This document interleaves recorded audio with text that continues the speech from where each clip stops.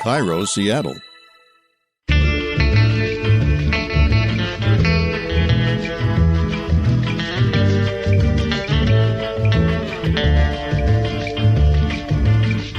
Rachel Bell, and this is Your Last Meal, a show about famous people and the stories behind the foods they love most. Today on the program, legendary radio DJ Marco Collins. Broadcasting live from Jupiter Studios, Death Cab for Cutie. The Beastie Boys are in the studio. With me, ladies and gentlemen, is Black Francis from the Pixies. Yes, that's me. Ladies and gentlemen, Pedro the Lion. Hey, this is Eddie from the band. What's my band? Soundgarden. Oh, no, Nirvana. I'm sorry. Pearl Jam. And you're listening to Marco Collins, the first person ever to play my little voice on the radio. Marco is one of the first DJs to be inducted into the Rock and Roll Hall of Fame.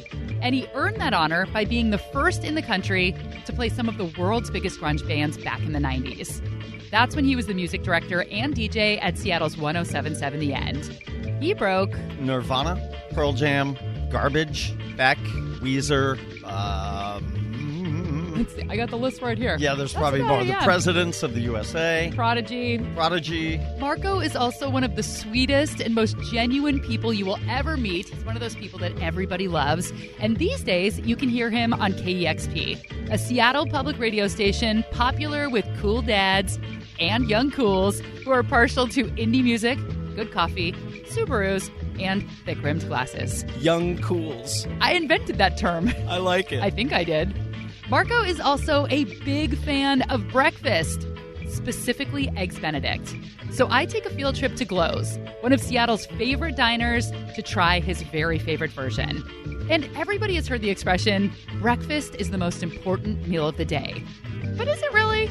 And why do we eat specific breakfast foods like cereal and orange juice? Because it was all promoted by people trying to sell you the stuff. We look at the fascinating history of the American breakfast with friend of the show and food historian Ken Albala, and the history of cereal with culinary historian Heather Arndt Anderson. But first, my interview with Marco Collins. Hello, check one. Right up on that mic. Marco Collins is very comfortable in front of a microphone. And I'm on the phone with Courtney Love, who's got a couple of bones to pick. No, my bones are fine. I'm happy. I have my beautiful baby. I have a lot of really good friends. A boring, great life. I get up every morning. What do you mean a boring life? You just had dinner with Oliver Stone. You're going to be in a new Oliver Stone movie. Yeah, that's cool. Maybe it's not going to be so boring anymore. But you better pass your P test, woman. I passed my P test. Like a lot of us radio people, Marco's first gig was in college radio. He started back in 1984 at San Diego State, and in 1991, he was hired at The End in Seattle, where he was given the freedom to play whatever music he liked. So when Loser by Beck ended up on his desk, that was Beck's very first single, Marco played it. He played it so much he nearly wore out the vinyl. Yeah, they were playing vinyl, even in the 90s. Radio was very different then, and we had freedom to sort of throw things onto the airwaves and see if they stuck. And it was a company that was willing to take those risks. So we were a commercial station that sort of operated like a college station. I could play independent artists that didn't have a multi-million-dollar marketing campaign behind them. And we did that a lot. And we were able to break records because the station's ratings were so great that other stations in the country followed our lead. So we were able to add a record, and then other stations would find that same record and add it. And we sort of were able to break bands that way. It was incredible. How did that change your life? Obviously, it changed the lives of all of these musicians and made them internationally famous, but it changed you too. Yeah, I mean, it really did. I was lucky. I feel like I was in the right place at the right time. You know, the whole grunge explosion happened. I got here in 91. The first two records I got handed to me as a music director were Nevermind from Nirvana and Pearl Jam's 10. That entire decade was just phenomenal. You know, it's kind of been documented. You know that I put out a movie about 5 years ago. The Glamour and the Squalor. Glamour and the Squalor. It documented the scene as seen through my eyes, my life and the scene. That's changed my life dramatically. It's been a lot of fun. But the documentary, The Glamour and the Squalor, also showed the dark moments. Marco struggled with substance abuse for many years. So I'm coming up on 2.5 years of being clean and sober. Let me just set the stage with that. But back then, I was not. And there was at a certain point where the partying got so out of control for me that I was on the air at 7 p.m. every night. So I just had a rule that I had to be in bed by noon. So I could sleep from noon to 6, get up, shower, and get to work and be on the air at 7. You were living, though, the true sex, drugs, and rock and roll kind of lifestyle. I mean, because you Yeah. post now on your social media, every once in a while you put up a picture and it's you and Kurt Cobain hanging out on a dumpster. You hung out with all these people like they were your friends. You know, when I moved here, the scene hadn't blown up yet. Nirvana had only put out an independent record. I thought the biggest band in Seattle was going to be Mudhoney.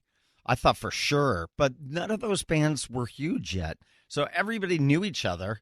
Everybody hung out.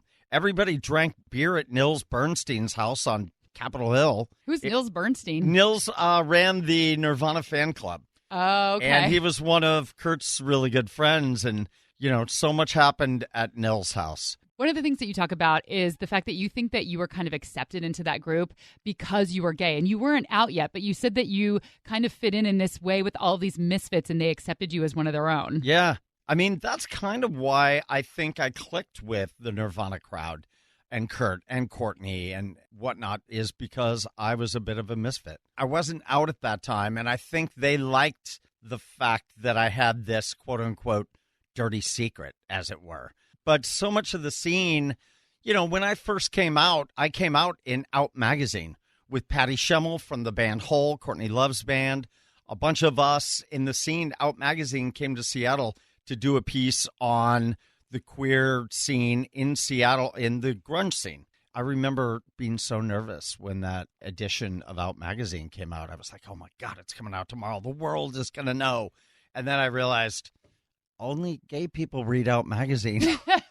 Right. Before Marco had access to bands, he was trying to get access to bands. And on one occasion, he used food to try and meet one of his favorite acts. So I was a huge Heart fan long before I ever came to Seattle. I worked in a record store in San Diego, which afforded me VIP passes to go see Heart at the Sports Arena. Huge, monstrous show. And we were able to go backstage. And the meet and greet was really impersonal. And it was one of the first times I had ever gone back at a major show.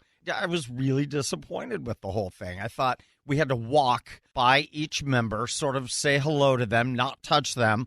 If we got a picture with them, we had to just lean over a table. And I thought, this isn't enough. I'm backstage. I want to hang out. I want more. I want to talk. I want to sit down. I want to drink with Ann Wilson. So I decided I was going to sneak into their actual dressing room. So what I did is there was catering in the room that we were in, and I grabbed a tray of cookies, and I held it up like I was a waiter, and I walked to the dressing room. Confidently, walked right past the security guy, walked into the dressing room, walked over to the table where Heart's catering was, all the while trying not to not look obvious. Yeah. And then with my hand, I picked the cookies off the tray and put them on the table. I mean, if that wasn't the most obvious. And at one point, I look over, and the tour manager's looking at me like, what's going on with this guy? And then when I was busted and ushered out, I looked over at Ann Wilson, and she was just laughing on the way as I was. I didn't even get to talk to her, but just seeing that laugh. She was just reveling in my scam. I mean, you know, whether or not I actually got to sit down and talk to Ann Wilson over a beer or a cookie. It would have to be a cookie. It was just the fun of, you know, sneaking back there. I felt like a badass. She was on the podcast. Was she really? Her last meal is Kentucky Fried Chicken. Wow. I know. Okay. I was surprised by that. Huh. We're going to take a quick break, but when we come back, Marco Collins shares his last meal, and he actually convinces me to drive to the edge of the city limits to eat fast food. And I never eat fast food. We'll be right back.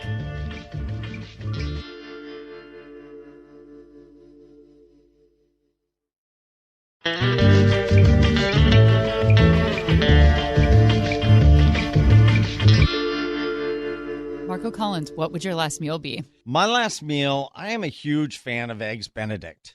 So my last meal would be Eggs Benedict with a slice of tomato added and fantastic hollandaise. Where do you go? Where do you like to go? go? To Glow's. That's my favorite Eggs Benedict in this city is Glow's. And they kind of image themselves as just a dumpy little diner, but you go in there and that food is amazing. The Eggs Benedict, I have a running date with a buddy that we just meet there like once a week and have Eggs Benedict. It's fantastic. It's just the hollandaise is like really lemony. It's wonderful. I like how you don't pronounce the S on the end. You're so French. Hollandaise. Is it hollandaise? I don't know. That's what dumb Americans call it. That's what we honkies call it. Yeah, hollandaise. That's classy, though. Hollandaise. I like that you go to Glow's. I feel like Glow's is one of the last holdouts in Seattle. So for people who don't live here, we've had so many places close and so much demolished, and this kind of Glow's new city. And Glow's is still there, and it looks the same, and it's just like an old school. I love it, man. I just forget that their food is so good. Their Eggs Benedict, you don't have to add a slice of tomato. It comes with a slice. Their Eggs Benedict is A+.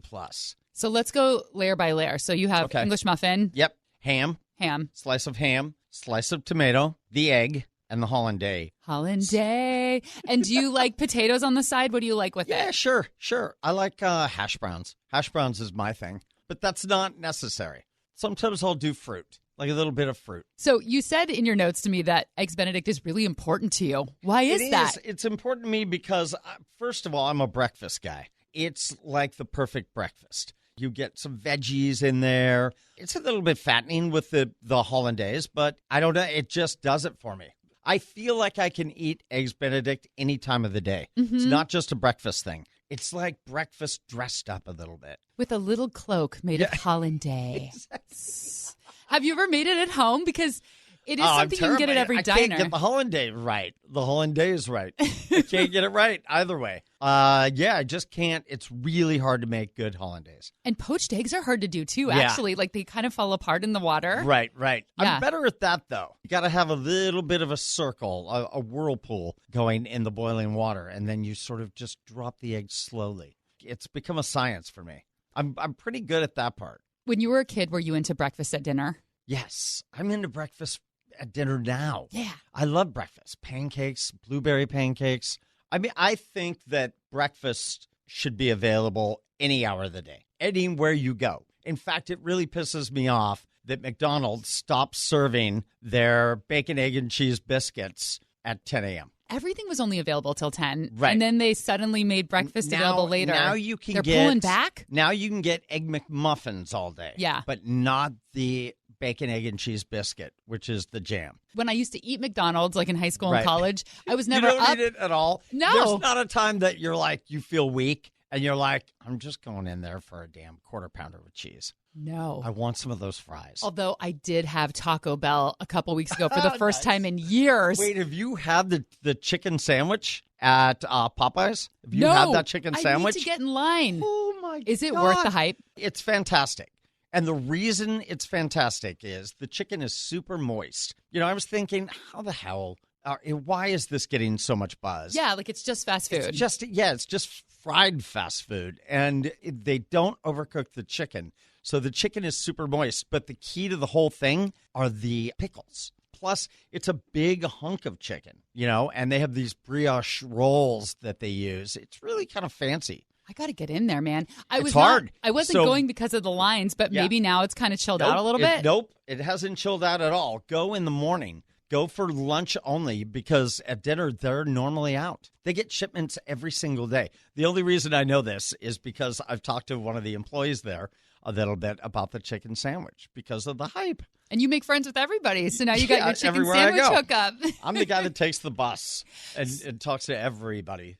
Do you tend to follow food trends? Because that's like kind of a little trendy thing right now. Yeah, but I'll tell you what I have not jumped into is poke. I knew you were going to say that. That's so funny. I had a feeling you were going to say weird. that. There's a place across the street here, and I love sushi, and everybody's like, why haven't you done poke? Love poke. And I think it's just I need somebody to hold my hand with it. Yeah. Walk me in there. Tell me what I'm eating. There's a lot more ingredients in poke. I went in that place for the first time last week, and they were playing Christmas music, because it was Christmas time, but they were playing that that dog one. Really? And I was like, I don't know if I trust this place. Like, do you eat poke at a place that's playing dog barking Christmas music?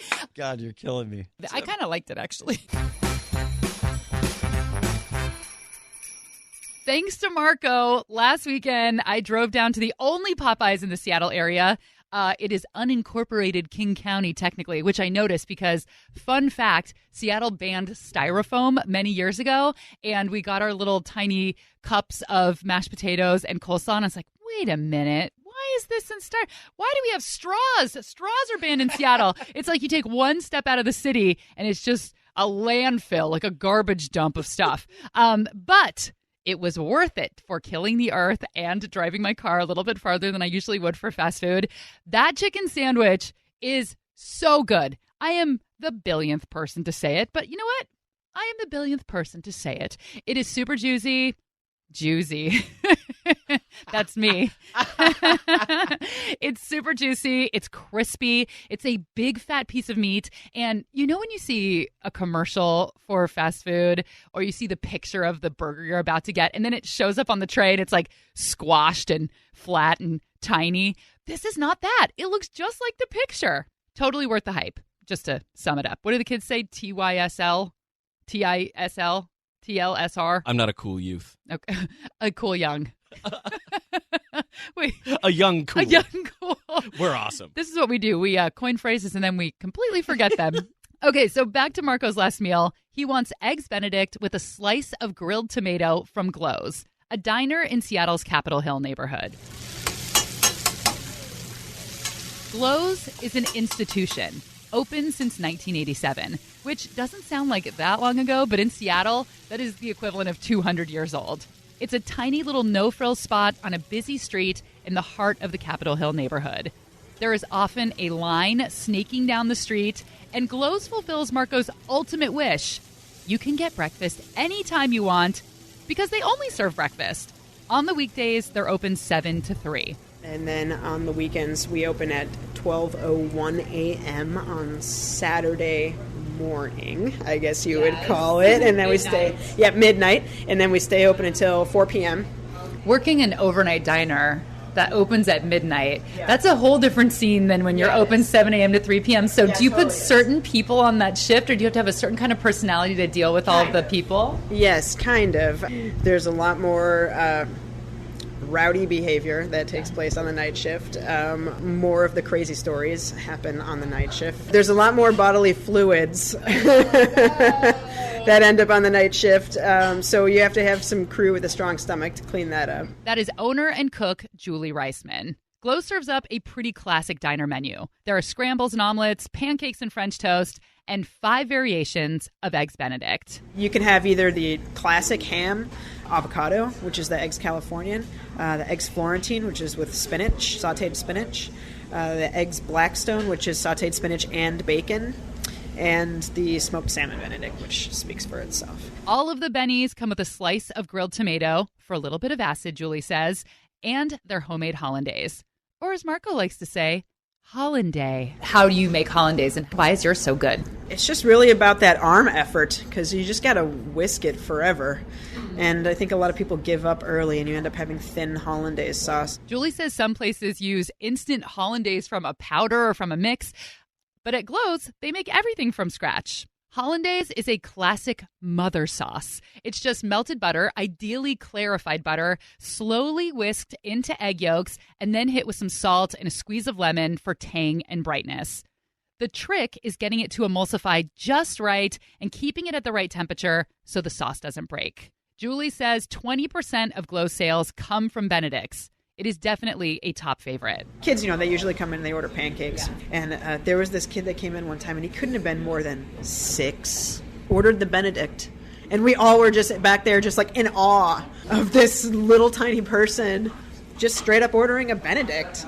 And then that kid came up to the counter afterwards, and he just looked at us like he was, in his 40s and just said, "That was the very best Benedict I've ever had." And I was just like, who is this kid? Can we get more of them to come in here? I imagine that A, he probably gets beat up a lot at school, and B, he was wearing a little suit with professorial patches on the arms. I love it. Yeah, the little suit. Julie got hired as a cook back in 2001 when she was just 22 years old. She became a co-owner in 2005, and now she's the big boss, and she says that she loves coming to work every day. But Glow's was opened by a woman named Glow, who continued to wait tables until she passed away in 2005. Is that Glow, the picture up above the kitchen? Yes, that is Glow. That is Glow. It's like a headshot. Yeah, it's totally a headshot. Yeah, she was fantastic. She was a kind of an old school server where she was like, could get a little snotty at you if you gave her, some attitude, but just had a really big heart and was always really welcoming here. And she helped a lot of people over the years. And so we kind of in turn do the same thing. And we help out a lot of the local homeless population and, just try to do whatever we can. Over the last several years in Seattle, locals have watched the city change drastically. Every month, literally thousands of people have moved into the city for tech jobs, and a couple years ago, it was one of the fastest growing cities in America. So us locals have watched with tears in our eyes, to put it dramatically. But it's true, though. It's sad to watch all these buildings get demolished and businesses go out of business to make room for new housing. So Glow's feels extra special. It has some of that old Seattle grit. It's a workhorse that has seen the city transition into a grunge mecca and then into a tech mecca. And I asked Julie what the place means to locals on Capitol Hill. The day after the election in 2016, the next morning we came in here, and I think that one single day really said to us how important we were, because we were all just sort of dumbfounded. And I don't want to, I'm not here to talk about politics, but we were just sort of like in an emotional state. And we came in here and we had discussed, my server and I, we just kind of looked at each other in the morning, like we walked in and both of us just kind of almost started to cry when we saw each other. And we were just like, should we just close? Like, can we handle this? This is a really dark moment. And then it was like, just a few minutes before 7 a.m. when we opened, and there were already people lining up outside, and they were just kind of kept wandering in, and everyone just seemed real somber, and it was just like, okay, I guess we should be here. It seems like people want us to be here, and that day just got like progressively busier in a way that, Wednesdays aren't usually. And we could just tell that people needed to feed their souls, and that they needed to feel better about things. And this was the place that they came to do that. And we realized by the end of the day that, that's why we're here. We're here to feed souls and to make people feel good. It's clear that we're important to them and they're important to us. As for the history of Eggs Benedict, it's fuzzy. And in my opinion, not interesting enough to get into detail on. So there are a handful of hotel restaurants that claim that they invented it starting in the 1860s. But the English muffin wasn't invented until 1894. In America, by the way. It is not actually English. It was invented by an English person who kind of did his take on a crumpet. And a true Eggs Benedict must be on an English muffin. So that is just a little history teaser. After the break, the real history lesson begins. And it is so fascinating and far more interesting than the history of Eggs Benedict. We're going to talk about the history of breakfast in America and the super strange origin of American breakfast cereal. I hate to say this word, and I'm going to say it twice, but breakfast cereal has its roots in preventing masturbation. I'm saying it for you guys so you'll go to the next segment. This is a tease, okay? We'll be back. Get me a cold compress.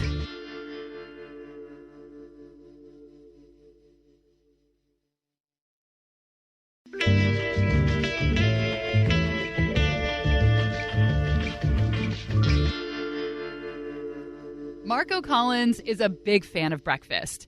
Eggs Benedict, pancakes, bacon, and eggs. But how did those foods become the designated breakfast foods? We eat all kinds of things for lunch and dinner, but breakfast is entirely its own thing. My whole life, I've been hearing, breakfast is the most important meal of the day. And I wanted to know where that came from, because when I started looking around, it was just a marketing scheme, right? Exactly. Yeah. It was the whole first generation of people who invented breakfast cereals. That's Ken Albala. He's a history professor who specializes in food history at the University of Pacific in California. He says before the 15th century, people didn't really eat breakfast. And when they started to, they ate the same foods they ate for dinner. People used to eat, leftovers from the last day or some bread. And I think as people increasingly began to work in places where they didn't live, convenience became a real matter. And the perception that this stuff was healthy and you needed it to fortify you for the day was entirely a marketing scheme. You can look at the stuff throughout the 20th century they told us was healthy to eat.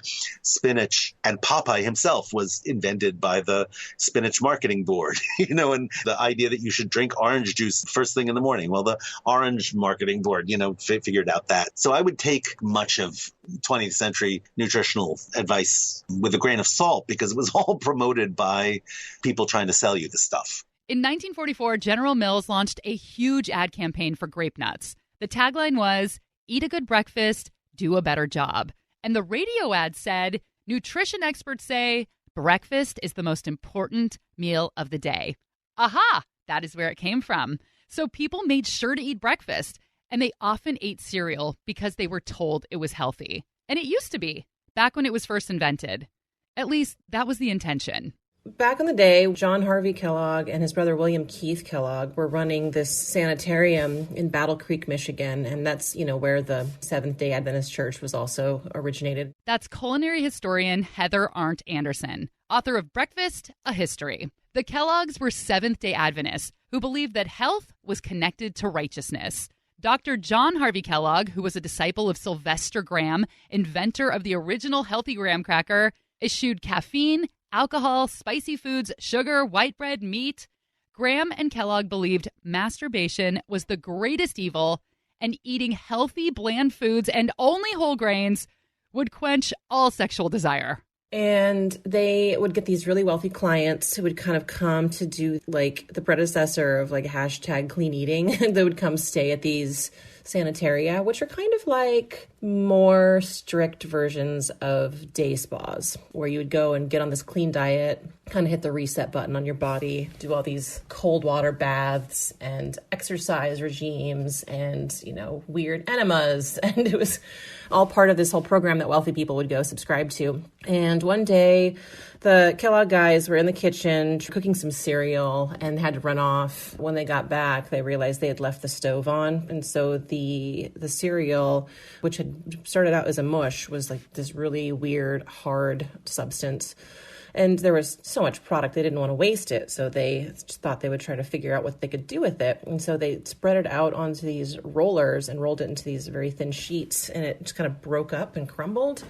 And so they fed it to the people staying at the sanitarium, and they liked it. And so the Kellogg boys were like onto something. The problem was that the corn and a lot of grains, they go rancid so fast because of the fat content. So William Keith Kellogg suggested that they add some sugar and salt to it to act as a preservative. But John Harvey Kellogg was adamantly opposed to that. He didn't want to add any preservatives. He wanted to be very, healthy and low sugar, low salt. And so they really could not see eye to eye on this at all. And it ended up causing this permanent fraternal rift that they never, mended. Well, Keith Kellogg went on to start the Kellogg's Company, which, we know of as the cereal company today. And then John Harvey Kellogg stayed at the sanitarium. And it's funny because there is so much sugar in Kellogg's cereal products, not even just the kids' cereals, but Corn Flakes are so high in sugar that you can't get them using your WIC benefits because they exceed the maximum sugar allowance to be covered by women, infants, and children benefits. That first cereal invented by the Kellogg's was Corn Flakes back in 1894. And it was dry and bland, just the way they wanted it to be, and it had to be soaked in milk to become edible. But it really caught on, and by 1903, there were 100 cereal companies in Kellogg's town of Battle Creek. But it wasn't until 1928 that Will Keith Kellogg had his next big hit. That is when he perfected Rice Krispies. And by the 1940s, when women started going off to work while the men went to war, they needed a way to easily feed their children. And the ads pointed women to cold cereal. This started the whole culture of eating processed, quick-to-prepare breakfasts in America.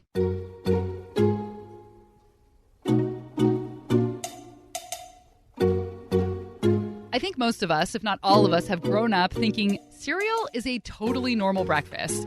But if you think about it, it's not actually a great way to start the day. It's just pure carbs and sugar. There's no protein to keep you full. There's nothing to feed your brain. It's basically dessert or like having the entire bread basket when you go out to dinner. But the cereal companies have conned us into thinking it's a good, healthy breakfast. If I could have one take-home lesson for your listeners, is that they should explore the idea of having soup for breakfast.